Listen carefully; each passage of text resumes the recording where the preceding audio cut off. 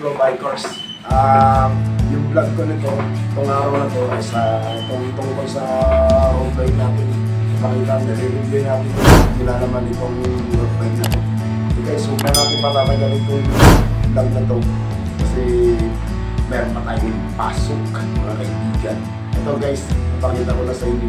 Guys, ito ang una kong papakita sa inyo, itong ano na to natin na Velum. Medium size to siya guys, Velum gauge to guys.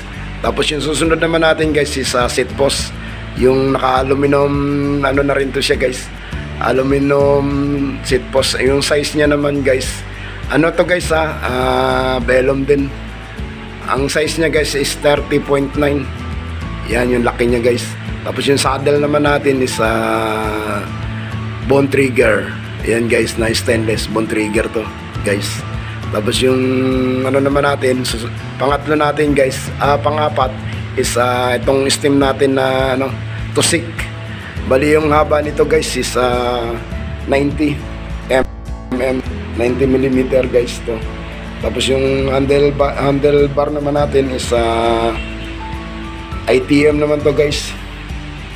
Ayan, ITM na 42 mm yung haba niya guys, 42 mm. Tapos naka STI na rin tayo na 105 to 105 external guys, yung cable niya, yung cabling niya. Yan, external 105 STI natin. Bali 10 speed to guys, 10 speed. Ito yung sa ano natin, shifter. Yan, shifter natin yan. Yan guys. Tapos yung ano pala natin guys, naka-reject na rin tayo. Reject port to. Naka-Velum na rin tayo na carbon guys. To, Velum. Yung ano natin, carbon to guys, Velum. Tapos yung ano naman natin guys, itong well set naman natin is Submit to guys. Yan. Na 2.0 snoker yan guys. Submit.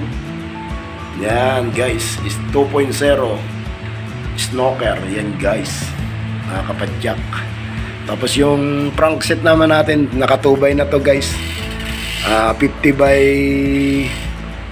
42 yan guys, 42. Tapos yung arms nya naman is 170 yung haba nya. Tapos yung pedal nya is naka Shimano na rin tayo guys.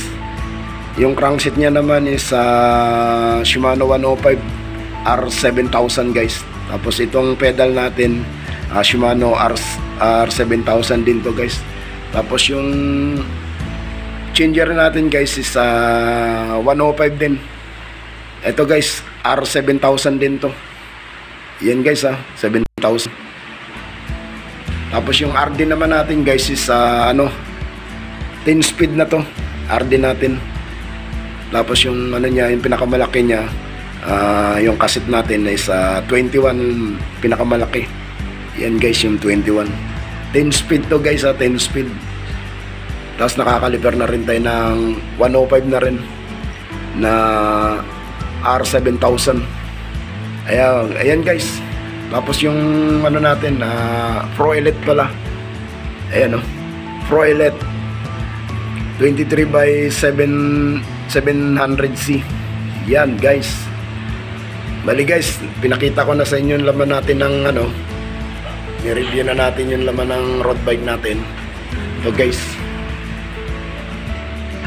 tapos naka wireless na rin pala tayo na speedometer na katay. So guys, tapos naka headset tayo ng model is MTB. Ayan MTP pala, MTP NS07. Yan guys, medium size carbon.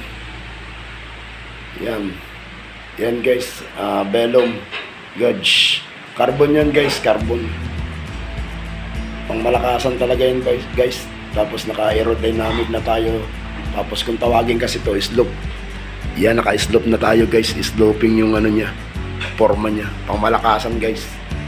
Kung kayo nangangarera guys, ito pwede to guys.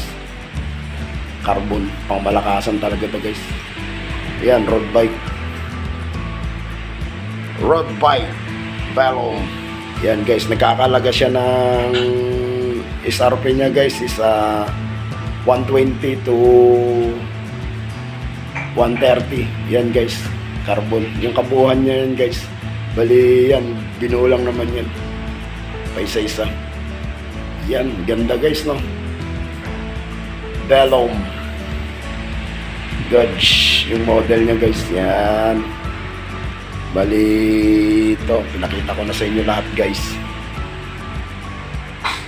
Guys, hanggang dito na lang. Dito ko natatapusin yung video ko. Bali, panoorin nyo na lang yung ano natin. Sige guys, nagpapasalamat pala ako kay Master Soviet. Sana magsama-sama tayo sa rides nyo muli. Tsaka nila ni Eric Motobike, tsaka si Coricom TV. Sige guys, see you soon. Sana magsama-sama tayo sa rides nyo. Ito nga pala, magpapaalam muli si Mike Lo, biker, pogi na, vlogger pa! Woo!